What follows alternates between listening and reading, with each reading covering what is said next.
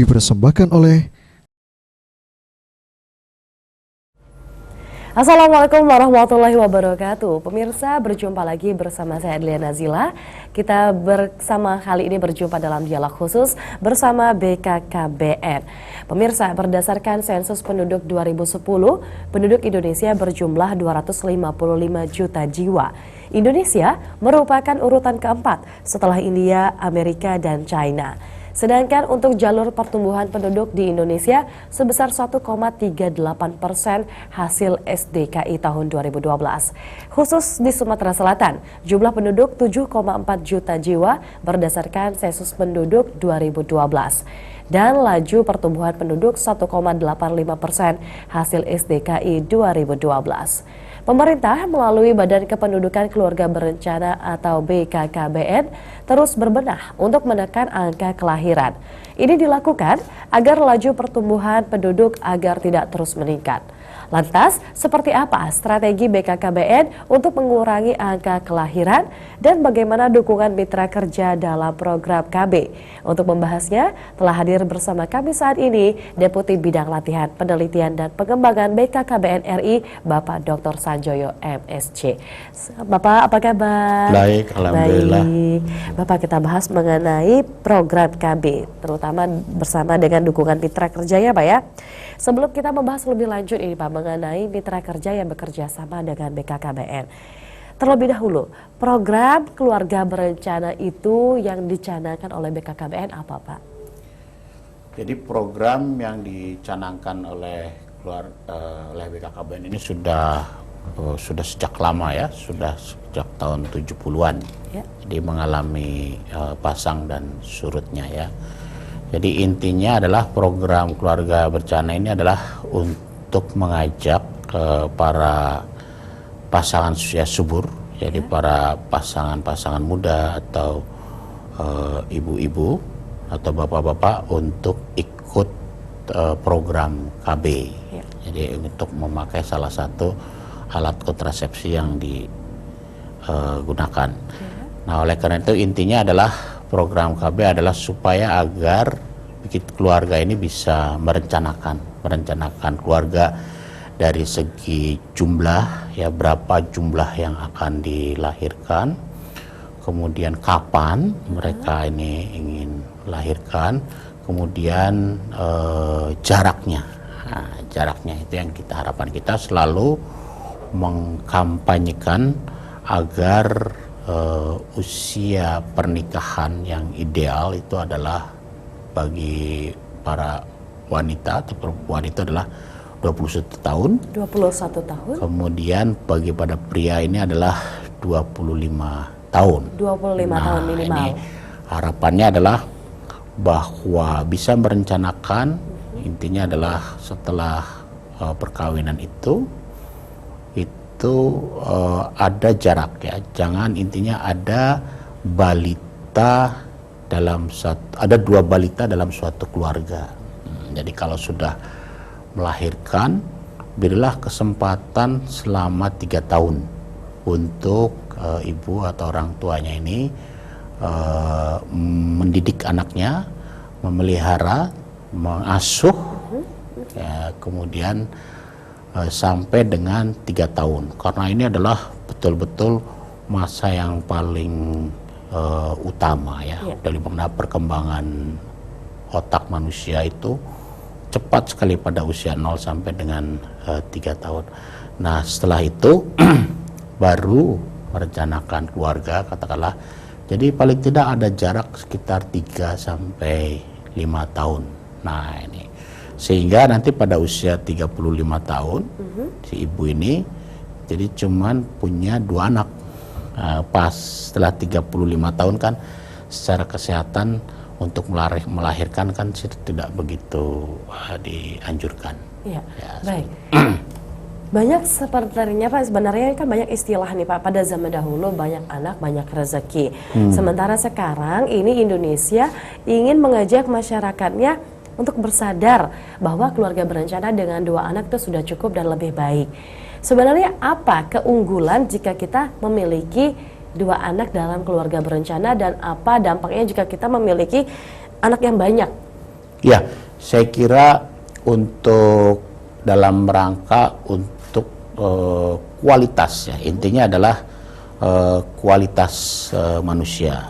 Sebagaimana kita tahu bahwa indeks pembangunan manusia kita ini rankingnya hampir sekitar 107 atau 105. Kemudian kalau dibandingkan dengan negara ASEAN, kita tuh hampir yang keterbelakang di atas, mungkin di atas dari Myanmar atau Laos, tapi kita kalah dengan Malaysia. Itu indeksnya itu pendidikan, kesehatan, dan income. Seberapa jauh makin tinggi pendidikan atau makin tinggi kesehatan, maka indeks kualitas manusia ini meningkat.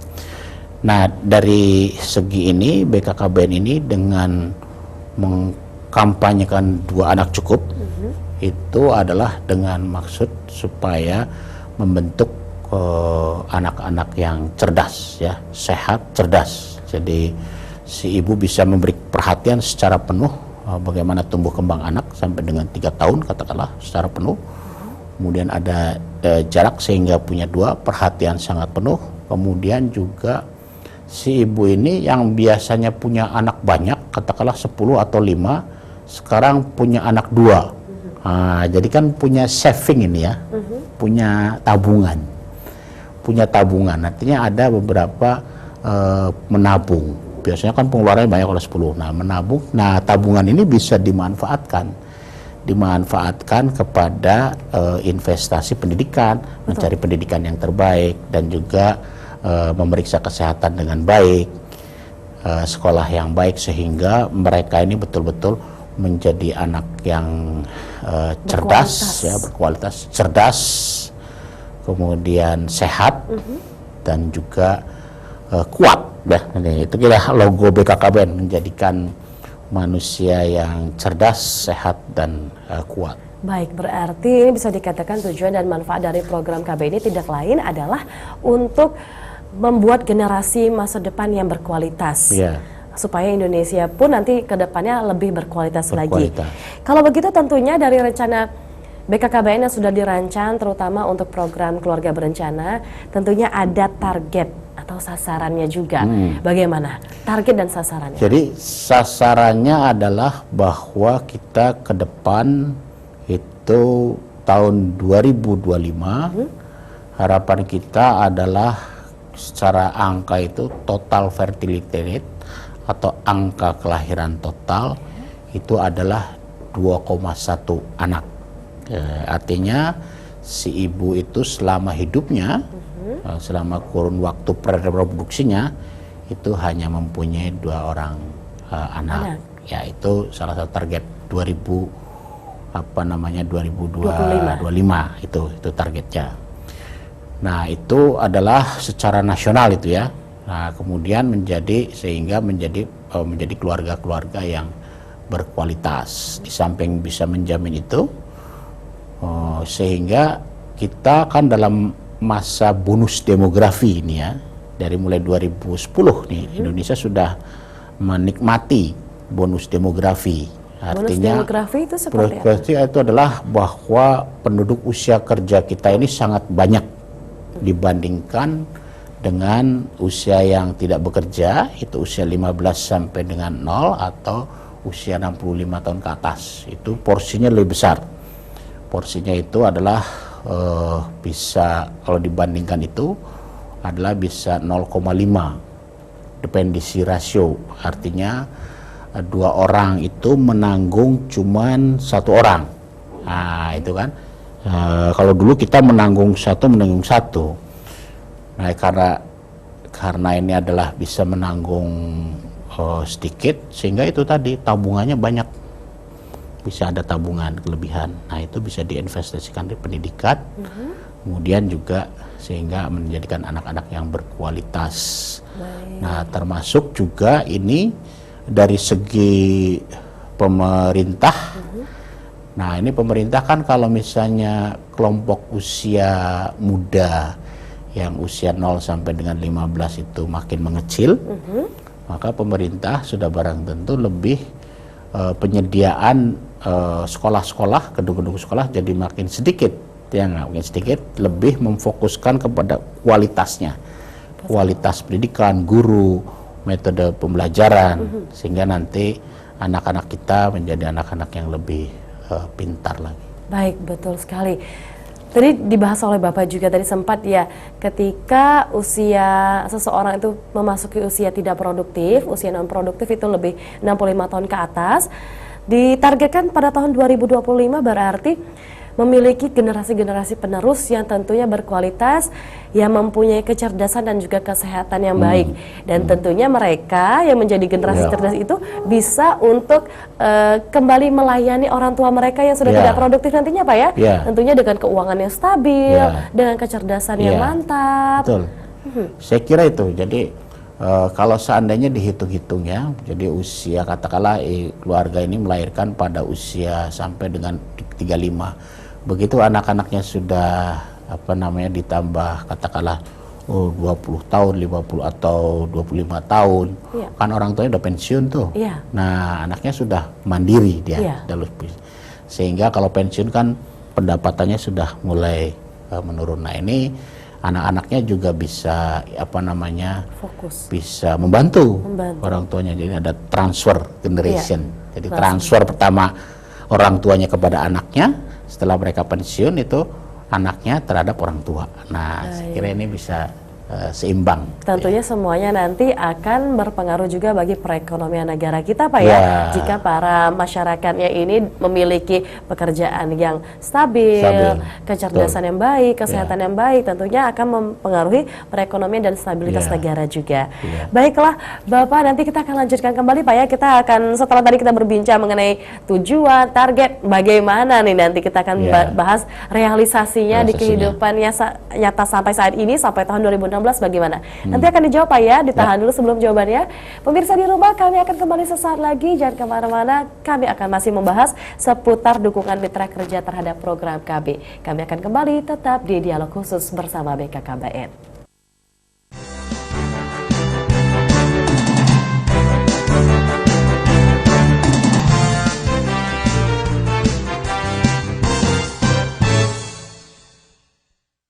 Dipersembahkan oleh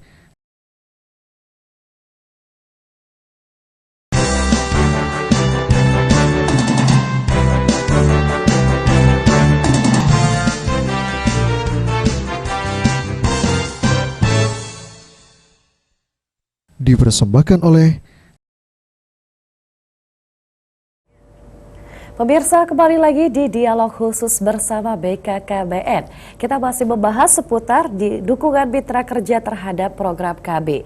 Masih bersama dengan Bapak Dr. Sanjoyo MSc, selaku Deputi Bidang Latihan Penelitian dan Pengembangan BKKBN RI. Bapak Sanjoyo, kita lanjutkan Pak ya. Dari tahun 70 Pak ya? 70-an ya. 1970-an BKKBN sudah menjalankan tugasnya terutama fokus dalam program KB. Sejauh ini Pak, dari tahun 70-an sampai tahun 2016 bagaimana perkembangan hasil dari program KB? Ya, jadi perkembangannya secara nasional dari tahun 70 katakanlah sampai dengan tahun 2000 ya. 2000 ini adalah sangat signifikan ininya, hasilnya ya. Di hasilnya itu dari 70 ini anak kelahiran itu adalah TFR-nya adalah 5,6. 5,6 tahun 70-an. Nah, sekarang ini tahun 2002 itu sampai menjadi 2,6. Jadi 5,6 menjadi 2,6. Jadi turun. Jadi dahulu ini anaknya rata-rata hampir 5. Ada yang 8, ada yang 10, ada yang bisa jadi 5. Sekarang ini rata-rata antara 2 dan 3. Nah, ini. Sudah terlihat Pak ya? Dan kita akan teruskan lagi itu sampai dengan 2,1. Jadi rata-rata punya anak 2. Untuk mencapai dari 5,6 menjadi 2,6 dan nanti ditargetkan 2,1, ada tidak kendala yang ditemui di lapangan? Ya, jadi ada dua hal, ada periode ya. Jadi periode yang sebelum era desentralisasi dan sesudah. Jadi sampai 70 sampai dengan tahun 2000, ya 2000 atau 2004 itu era sebelum desentralisasi. itu artinya sangat efektif. Jadi satu policy dari dari pimpinan ya, katakanlah untuk 2 anak cukup, maka ini kebijakan-kebijakan ini akan diterjemahkan sampai dengan tingkat kabupaten kota. Jadi efektif sekali dan pelaksanaannya itu sangat baik dan juga didukung oleh kelembagaan yang sangat kuat. Jadi ada BKKBN tingkat provinsi, ada BKKBN tingkat kabupaten kota. Kita punya sekitar 40 ribuan petugas lapangan KB. Nah, itu jadi sehingga hasilnya ini betul-betul sangat signifikan, dari 5,6 menjadi 2,6 lah ya. Nah, terus era desentralisasi sampai dengan sekarang, nah kita mengalami tantangan, bukan kendala sih, tantangan kita. Jadi tantangan kita adalah bahwa BKKBN sekarang hanya sampai dengan tingkat provinsi, jadi pusat dan provinsi. Nah, untuk tingkat kabupaten kota itu ada juga dinas atau SKPD itu yang menangani BKKBN, tapi di bawah kendali pemerintah daerah. Nah, di bawah pemerintah daerah itu karena itu kewenangan pemerintah daerah. Jadi pemerintah daerah itu bisa tergantung prioritasnya. Nah, pada saat itu adalah prioritasnya itu banyak yang ke fisik ini. Nah, fisik, sedangkan untuk yang pembangunan manusia ini kadang-kadang karena itu tidak kelihatan, jadi tidak begitu diprioritaskan.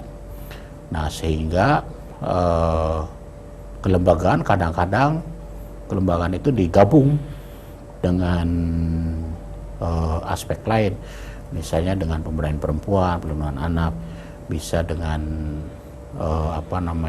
pemberdayaan masyarakat dan lain-lain, tergantung pemerintah kabupaten kota yang masing-masing. Nah, itu menjadi tantangan ya. Jadi dan kadang-kadang dukungan pendanaan juga ada yang besar, ada yang kecil, bervariasi. Apa yang membedakan dukungan pendanaan itu ada yang besar, ada yang kecil? Apakah wilayahnya atau penjangkauannya? Tergantung bupati dan juga instansi ibu bupati dan para perencana sekarang di pemerintah kabupaten. Kalau mereka memang bupatinya sangat concern atau perencana pemerintah daerahnya, aparatur SKPD-nya sangat concern, itu bisa besar. Tapi kalau kadang-kadang daerahnya sangat terbatas ya, Indonesia bagian timur, nah sehingga ada prioritas lain sehingga dia mengalokasikan tidak begitu besar. Nah, ini berbeda ini. Nah, kemudian selain itu petugas lapangan ini sekarang jadi berkurang. Baik, petugas lapangannya berkurang dari sekitar 40 ribu, sekarang tinggal 15 ribu kan. Dikarenakan? Nah, dikarenakan ada yang sudah pensiun, kemudian pindah menjadi, katakanlah ada yang promosi, ada yang jadi camat, ada yang jadi bupati, segala macam, dan ini tidak diisi kembali, nah, sehingga itu berkurang. Baik. Dikatakan ini kan berkurang berarti kurang juga, apakah penyebabnya karena kurangnya peminat untuk menjadi petugas lapangan keluarga berencana, atau bagaimana sebenarnya status mereka dalam undang-undang supaya mereka ini tetap ada lagi petugas yang orang-orang ingin menjadi petugas lapangan? Ya, artinya itu memang kan ada formasi ya di pemerintah daerah ini, formasi. Nah, kadang-kadang ini formasi ini tidak diisi lagi nih, karena lebih memprioritaskan nih masalah skala prioritas daerah tertentu, memprioritaskan lebih di ketenagaan di lainnya, gitu ya. Nah, tapi ini bervariasi. Ada juga yang katakanlah kayak misalnya Jawa Barat, karena kekurangan itu dia meng-hire khusus tenaga TKD, tenaga kontrak gitu ya, tenaga kontrak khusus untuk mendampingi PLKB. Jadi bukan PNS tapi di kontrak gitu. Itu juga salah satu opsinya. seperti itu. Jadi karena formasi kan terbatas ya, Iya. formasi, sehingga itu menjadi salah satu ada bervariasi memang seperti itu. Baik, kita berbicara mengenai petugas lapangan keluarga berencana yang tentunya mereka sangat membantu untuk dijalankannya program KB itu untuk mencapai target dan sasaran program KB. Selain PLKB atau petugas lapangan keluarga berencana, adakah mitra lain yang bekerja sama dengan BKKBN? Ya, jadi PLKB itu adalah sesuatu yang paling utama karena mereka lah yang bekerja di lapangan. Nah, PLKB ini di bawah koordinasi atau di bawah kendali dinas atau SKPD, Satuan Kerja Perangkat Daerah di kabupaten kota. Nah, saya kira itu menjadi mitra kita yang SKPD KB ya, ada badan, ada dinas.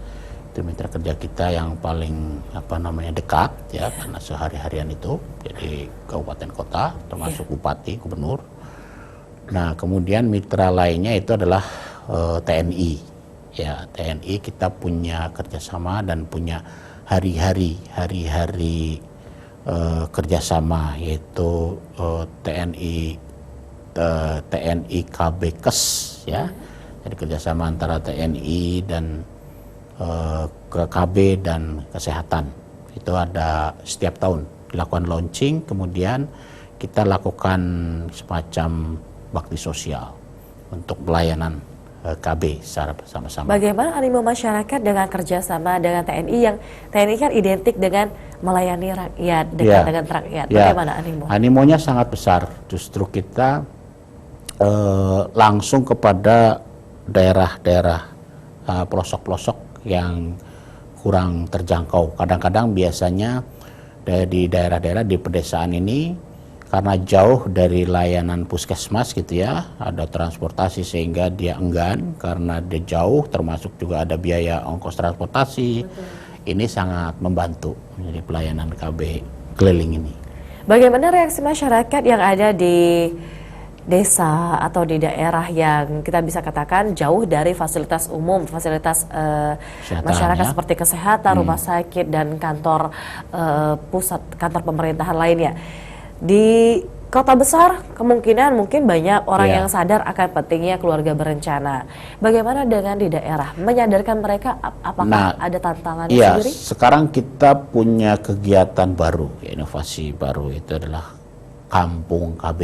Nah, Kampung KB ini sudah dicanangkan pada Januari 14 oleh Bapak Presiden Jokowi di Cirebon, di Kampung Mertasinga, sebagai titik awal bahwa program KB ini terintegrasi baik dengan kesehatan, pendidikan dan infrastruktur lainnya di suatu kampung bisa terintegrasi sehingga masyarakat kampung itu bisa terlayani untuk kebutuhan pelayanan dasarnya. Nah, ini targetnya adalah setiap kabupaten ini ada satu dulu tahun ini. Nah, mereka ini di daerah pelosok, jadi kriterianya itu daerah bisa saja daerah miskin, daerah terpencil, di daerah pesisir atau daerah kumuh yang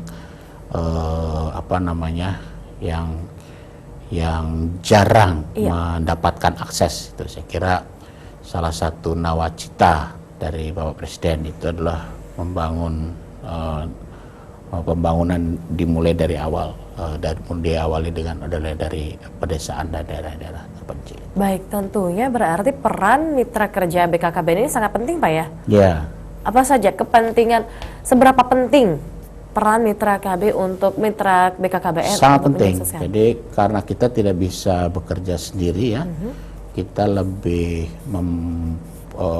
memfokuskan komunikasi, edukasi, informasi kepada masyarakat untuk menggiring agan ber-KB, merubah perilaku, pola pikir sehingga mau ber-KB. Nah, dari pelayanannya itu kalau pelayanan statis ya sudah barang tentu dengan dinas kesehatan. Dinas kesehatan, puskesmas, pustu, posyandu.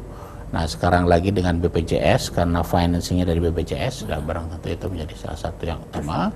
Dan termasuk juga TNI, PKK. Nah, di daerah-daerah ini sangat berperan, sangat strategis. Betul. Itu. dan kemudian banyak yang lainnya seperti bidan, para bidan dan para dokter, juga para akademisi, para lembaga swadaya yang secara terus-menerus kita galang kerjasamanya. Baik, tadi dikatakan oleh Bapak Sanjoyo menarik ini, ada juga kerjasama dengan akademisi dan juga para mahasiswa, dosen dan juga bidan. Nanti kita akan berbicara lebih lanjut Pak ya mengenai seperti apa kerjasama dengan akademisi itu. Pemirsa jangan kemana-mana, kami akan kembali sesaat lagi, tetap di sini di Dialog Khusus bersama BKKBN.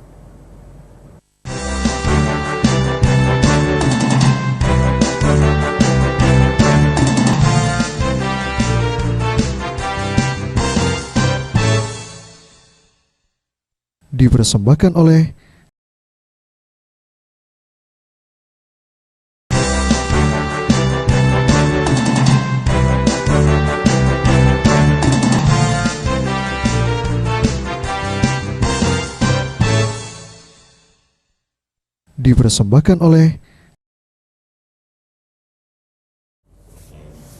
Ya pemirsa, kembali lagi di Dialog Khusus bersama BKKBN. Kita masih membahas seputar dukungan mitra kerja terhadap program KB. Masih bersama dengan Bapak Dr. Sanjoyo MSc, selaku Deputi Bidang Latihan Penelitian dan Pengembangan BKKBN RI. Bapak, kita lanjutkan. Tadi di segmen sebelumnya Bapak sempat mengatakan bahwa ada juga ini kerjasama, selain BKKBN bekerjasama dengan instansi pemerintah seperti TNI, Departemen Kesehatan, dan lain sebagainya. BKKBN juga bekerja sama dengan akademisi dan perguruan tinggi. Itu menarik. Bagaimana bentuk kerjasama itu? Ya, jadi bentuk kerjasama bermacam-macam ini ya. Jadi untuk pada para mahasiswanya ya, kita punya program genre ya, genre generasi berencana. Jadi memberikan pemahaman mengenai kesehatan reproduksi, kemudian pendewasaan usia kawin, kemudian pergaulan anti pergaulan bebas atau sebelum pranikah, dan juga narkoba. Jadi kita kerjasama, artinya itu menjadi salah satu kelompok sasaran kita, dan mereka akan membentuk pusat informasi konseling mahasiswa di tempat-tempatnya. Dan kita juga mendidik mereka menjadi konselor sebaya. Jadi mereka ini akan sebagai advokat ya, mereka akan menyebarkan informasi mengenai kesehatan reproduksi agar supaya merencanakan keluarga dengan sebaik-baiknya, itu dengan mereka. Nah kemudian perguruan tinggi juga kita bekerja sama khususnya di bidang pelayanannya, medisnya ya, dengan Stikes, dengan Sekolah Tinggi Kesehatan maupun dengan universitas. Beberapa sudah ada kerjasamanya. Ini dalam rangka untuk katakanlah bentuk-bentuk pelatihan ya, meningkatkan kompetensi kapasitas dari para dokter, para bidan agar bisa melakukan pelayanan KB, baik mulai dari pil, kondom maupun suntik maupun IUD, implan, kemudian vasektomi, tubektomi dengan benar gitu ya. Itu kita latih meningkatkan kapasitas. Kita kerjasamakan itu. Dan harapan kita juga mereka masuk dalam kurikulum. Ya, kurikulum sehingga syukur-syukur kalau bisa menjadi kurikulum wajib, jadi semacam pre-service ya. Jadi mereka dididik juga bagaimana cara dengan family planning memasang alat obatan kontrasepsi, sehingga mereka setelah lulus baik para bidan maupun para dokter sudah kompeten. Nah ini sudah bisa melayani. Termasuk juga kita kerjasama terkait dengan penelitian dalam bentuk kerjasama. Jadi misalnya universitas ingin melakukan pengabdian masyarakat khususnya di bidang penelitian. Nah kita ada kerjasamanya, terutama kita membiayai mereka melakukan penelitian yang kira-kira penelitian ini sangat bermanfaat khususnya untuk kebijakan atau operasional keluarga berencana. Penelitian seperti apa yang bisa menunjang keberhasilan program KB untuk Indonesia ke depannya? Saya kira penelitian katakanlah banyak sekali sebetulnya mengenai tingkat kelahiran. Ya, apa sebetulnya yang mempengaruhi dari tingkat kelahiran ini? Apakah dari segi pendidikan atau juga dari segi budaya, gitu ya? Kemudian juga penelitian-penelitian mengenai seberapa jauh sih ini para remaja, mengenai remaja, perilaku remaja, pemahaman remaja mengenai kesehatan reproduksi itu sangat penting, saya kira itu. Jadi informasi itu nanti kita akhirnya bisa membuat strategi-strategi operasional lebih tepat, gitu ya. Baik, tadi juga Bapak berbicara mengenai adanya mitra kerja, itu salah satunya bisa disebut mitra kerja juga adalah para remaja. Generasi berencana yang mereka diharapkan bisa membantu mensosialisasikan dan bersama-sama menyadarkan teman-teman sebayanya untuk mengerti apa itu KB dan bagaimana standar usia menikah bagi remaja, bagi wanita dan juga pria tentunya. Apakah sejauh ini di Indonesia adanya program genre itu memiliki manfaat atau bisa sudah memberikan manfaat yang secara signifikan terhadap program KB? Ya, saya kira memberikan manfaat dalam arti bahwa masyarakat itu paham mengenai kesehatan reproduksi. Jadi mereka paham, jadi mereka sehingga bisa merencanakan keluarga kapan mereka akan menikah. Jadi istilahnya pendewasaan usia perkawinan. Kemudian mereka juga bagaimana cara menghindar perilaku seksual yang yang perlu, ada beberapa hal yang perlu dihindari, termasuk narkoba, supaya bagaimana terhindar dari narkoba. Intinya adalah bahwa remaja ini paham mengenai merencanakan keluarga, berapa jumlah yang diharapkan dan kapan, sehingga mereka setelah itu bisa terus berpartisipasi di bidang tenaga kerja, selamat dari narkoba, sehingga bisa, harapan kita adalah menjadi pemuda-pemudi yang yang lebih berkualitas, berkualitas dan juga bisa berpartisipasi di bidang tenaga kerja itu. Baik, berarti sudah sangat luas ini Pak ya. Target dan juga rencana dari BKKBN itu sendiri merangkul para mitranya. Tadi dari remaja, dari anak sekolahan juga sudah ada Pak ya, menjadi untuk sama-sama mensosialisasikan. Dari pihak akademisi juga ada, dari pihak instansi pemerintah juga ada. Untuk dari akademisi sendiri, ini para bidannya tadi dikatakan akan diberikan pengajaran, diberikan, kalau bisa diberikan kurikulum. Untuk targetnya nanti itu apakah semoga ke depannya nanti para bidan-bidan ini juga diharapkan bisa hadir sebagai para mitra kerja yang hadir di dalam daerah-daerah pelosok? Ya, saya kira itu ya. Jadi bidan-bidan, harapan kita biasanya dulu kan ada bidan desa ya. Jadi harapan bidan desa itu paling tidak satu desa ada 1 atau 2 bidan.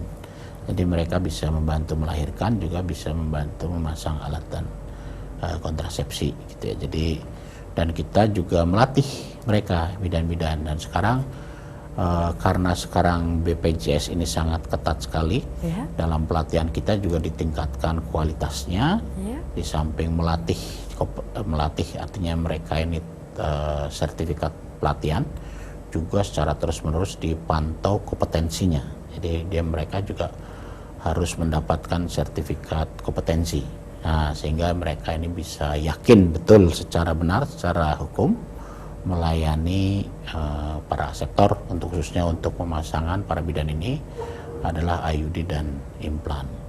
Nah, tadi saya menyinggung tadi di samping perguruan tinggi, yang penting juga sebetulnya sekolah ya. Sekolah SMA dan juga SMP. Nah, jadi program genre itu tidak hanya mahasiswa, tapi dulu termasuk SMA. Nah, sekarang masuk juga SMP. Jadi supaya paham dari awal. Supaya paham bagaimana perilaku pergaulan yang benar ini ya, supaya terhindar dari perilaku seks sebelum menikah atau bebas itu supaya terhindar. Jadi perilaku mengenai pacaran segala macam, karena ini banyak, kalau misalnya dari data-data ini usia perempuan usia 16 ke bawah itu cukup besar itu yang sudah menikah, itu hampir 2 juta ya, 2 juta, sangat besar sekali. Di bawah 16 tahun. 16 tahun itu, nah itu sebabnya karena apa? Karena mereka tidak tahu mengenai bagaimana pergaulan antara perempuan dan laki-laki, sehingga banyak juga yang menikah karena sudah hamil duluan itu. Jadi, ya. Apakah ada peran orang tua yang sangat diperlukan untuk menghindari terjadinya pernikahan usia dini itu? Ya, peran orang tua, saya kira orang tua ya perlu memahami bagaimana perlu memahami bagaimana perilaku pergaulan itu, dan juga orang tua juga harus dibarengi dengan teknologi informasi yang sesuai. Maksudnya harus paham juga mengenai gadget ini ya. Jadi gadget ini dengan WA atau berbagai hal, karena para yang muda-muda ini informasinya itu berbagai dari macam sosial media, dari gadget, nah ini kalau orang tua ini tidak paham mengenai itu juga akan kalah ini. Jadi konsultasi tatap muka ini kadang-kadang kurang begitu efektif. Jadi kita harus pakai ini juga, memberikan saran-saran dari orang tua itu lewat WA, lewat sosmed. Berarti diperlukannya tingkat kecerdasan orang tua itu lebih ditingkatkan kecerdasannya untuk mengikuti perkembangan zaman anak itu sendiri. Bagaimana dengan orang tua yang bisa dikatakan nih Pak ya, maaf Pak, di daerah terpencil masih ada beberapa segelintir orang tua yang mengingat anaknya supaya menikah di usia dini. Bagaimana untuk membantu, apakah itu bisa dibantu juga oleh tim BKKBN untuk menyadarkan bahwa anak usia dini itu tidak seharusnya dinikahkan? Ya, ini memang kenapa usia dini menikah pada usia di bawah 16 tahun ini ya, seperti kan secara undang-undang perkawinan itu boleh menikah setelah usia 16 tahun ya bagi perempuan atau laki. Nah ini yang di bawah itu pun banyak, jadi banyak. Nah ini karena biasanya dinikahkan itu karena dapat dispensasi lah ya dari pengadilan agama ya, karena ya sebabnya karena apa? Karena sudah hamil ya itu. Kedua biasanya di orang tuanya, karena orang tuanya ini katakanlah dari segi ekonomi ini miskin gitu ya, sehingga terpaksa dia menikahkan anaknya supaya dia bisa ketergantungan itu lepas. Nah ini salah satu, ini sekitar 7% ini seluruh Indonesia, ini cukup besar sebetulnya dari jumlah anak usia itu, usia 10 sampai 16 itu 7% itu ada seperti itu. Jadi total itu 2 juta. Nah oleh karena itu salah satu upayanya adalah yaitu, jadi kita punya program ya, tadi disebutkan kita punya bina keluarga remaja, kita punya bina keluarga remaja, jadi memberikan pengetahuan kepada ibu-ibu bagaimana agar bisa istilahnya mengelola bagi yang punya remaja-remaja ini, remaja di samping tadi genre ya, lewat sekolah-sekolah maupun mahasiswa, juga orang tuanya. Ini orang tuanya juga perlu diawasi nih. Betul. Diawasi nih. Baik, berarti memang cukup besar ini PR dari BKKBN. Nanti kita juga akan tanyakan setelah kita berbincang tadi di 3 segmen ini, bagaimana nih targetnya nanti BKKBN di tahun 2017. Karena sebentar lagi kita sudah memasuki tahun 2017, target baru, sasarannya yang lebih mantap lagi Pak ya. Lagi. Nanti Ya. kita akan perbincangkan lagi ya Ya. pemirsa di rumah. Jangan kemana-mana, kami akan kembali sesaat lagi karena kita masih akan membahas seputar tema kita hari ini, dukungan mitra kerja terhadap program KB. Jangan kemana-mana, kami akan kembali tetap di Dialog Khusus bersama BKKBN.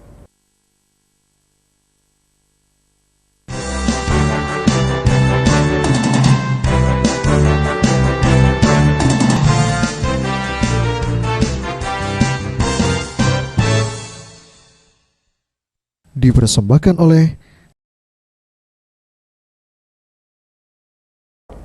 Pemirsa, kembali lagi di Dialog Khusus bersama BKKBN. Kita masih membahas seputar dukungan mitra kerja terhadap program KB. Masih bersama dengan Bapak Dr. Sanjoyo MSc, selaku Deputi Bidang Latihan Penelitian dan Pengembangan BKKBN RI. Baiklah Bapak Sanjoyo, kita lanjutkan. Tadi dikatakan Bapak, BKKBN sudah bekerja sama dengan siswa dari SMP, SMA, mahasiswa, akademisi, sudah perguruan tinggi pun sudah, instansi pemerintah, TNI, Departemen Kesehatan pun sudah. Sekarang ini bagaimana dengan sebenarnya mungkin yang bagi saya merupakan mitra paling penting dari BKKBN adalah masyarakat itu sendiri. Apakah masyarakat bisa menjadi mitra bersama BKKBN? Ya, saya kira itu yang sebagai sasaran kita gitu ya. Jadi di samping tadi yang melalui institusi formal, juga masyarakat. Jadi kita membentuk kelompok-kelompok, ya, jadi membentuk kelompok-kelompok yang tadi disebutkan kelompok bina keluarga balita khusus untuk sasaran bagi ibu-ibu yang punya balita, atau satu lagi adalah BKR, bina keluarga remaja. Jadi kelompok ibu-ibu yang punya remaja ini. Nah ini kita garap juga, didekatin, jadi memberikan sosialisasi bagaimana persoalan-persoalan, katakanlah persoalan-persoalan dihadapi oleh remaja, bagaimana cara mengatasinya, terutama terkait dengan pendewasaan usia perkawinan tersebut, termasuk juga bagaimana menghindari narkoba dan pergaulan bebas tersebut. Baik. Nah, terus kita jadi kembangkan di komunitas-komunitas. Komunitas dalam bentuk seperti apa dan apakah sudah terrealisasi?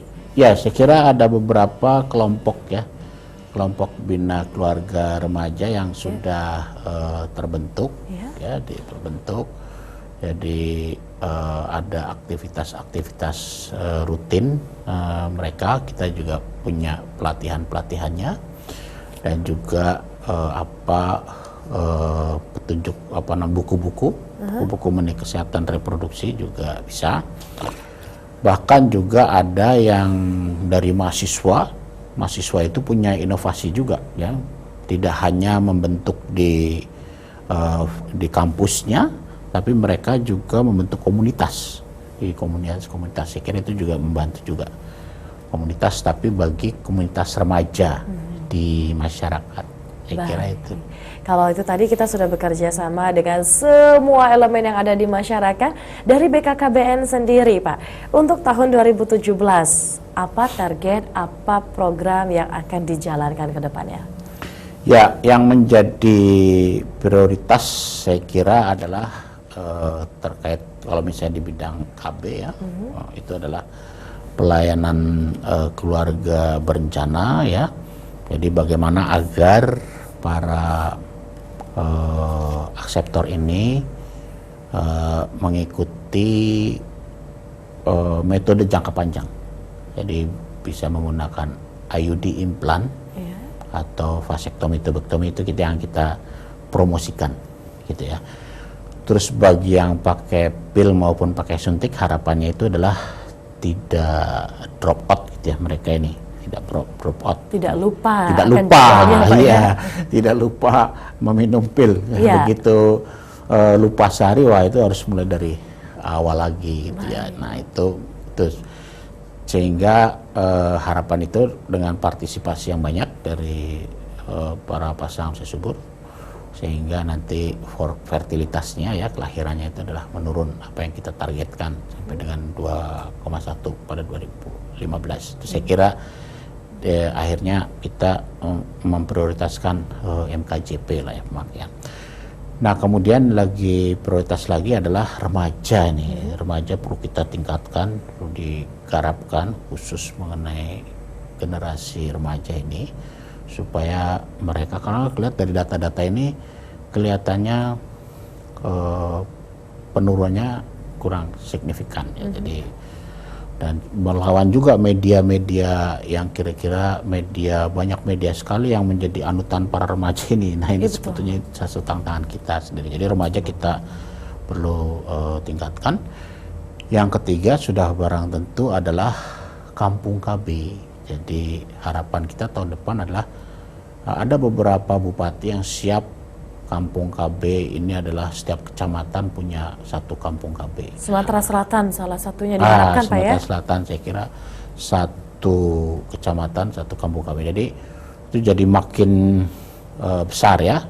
Harapannya ini mudah-mudahan program kependudukan, keluarga berencana dan pembangunan keluarga ini makin menjadi gerakan yang menjadi gerakan masyarakat mudah-mudahan ini di tahun-tahun yang akan datang. Diharapkan nanti di 2017 ya. Semakin banyak PR, semakin kuat tekad BKKBN Pak ya, untuk mencerdaskan dan juga membuat generasi masa depan di Indonesia ini semakin berkualitas.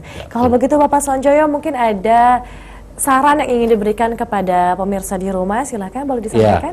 Terima kasih kepada pemirsa di rumah. Saya kira ini menjadi perhatian kita bersama, concern kita bersama mengenai isu-isu kependudukan, keluarga berencana dan pembangunan keluarga. Jadi harapan kita kepada para pemirsa, bagi para ibu, remaja, itu yang paling penting adalah bagaimana merencanakan keluarga sebaik-baiknya, sehingga keluarga ini menjadi keluarga yang berkualitas, menjadi Indonesia yang berkualitas, sehingga menjadi Indonesia yang jaya dan juga menjadi Indonesia yang bisa berkompetisi di dunia internasional. Saya kira itu.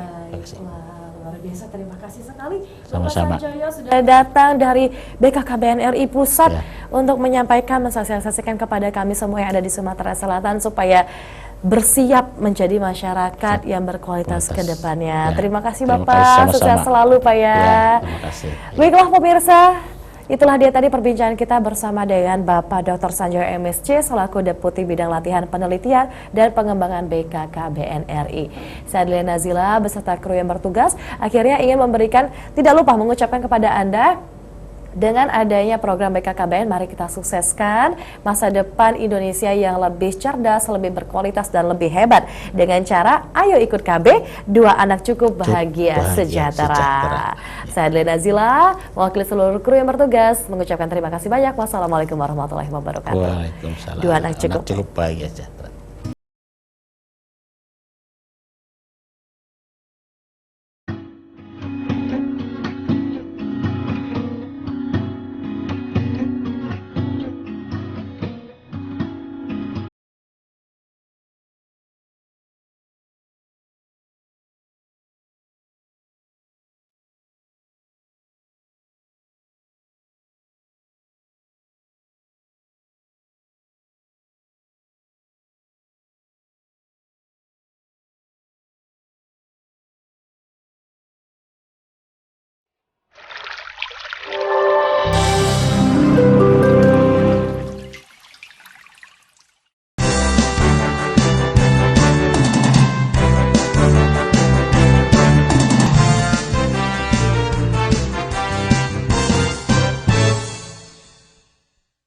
Dipersembahkan oleh